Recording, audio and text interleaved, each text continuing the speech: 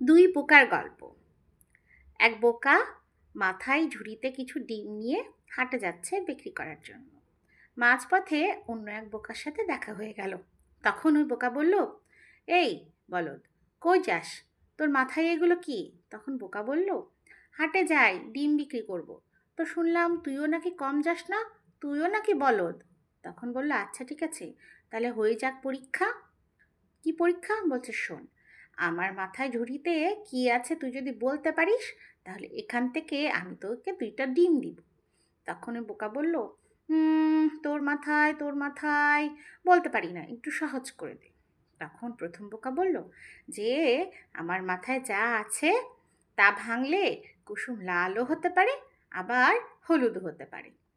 তখন দ্বিতীয় বোকা বলল, বলতে পারলাম না। তখন বলল, তুই তো বলদের ঘরের বলদ, আমার মাথায় ডিম।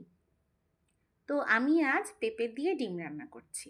তো পেঁপেটাকে খুব সুন্দর করে মশলা দিয়ে কষিয়ে নিয়েছি, আর 3টা ডিম আমি সুন্দর করে অমলেটের মতো ভেজে নিয়েছি।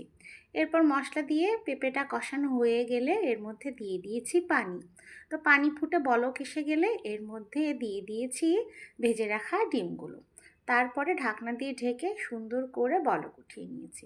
তারপর ঝোল কমে এলে নামিয়ে পরিবেশনের জন্য প্রস্তুত। তো এই ডিম ভুনাটা খেতে খুবই মজাদার এবং সুস্বাদু। তো পাতলা ঝোলের এই ডিমটা তোমরা একবার ট্রাই করে দেখো কিন্তু।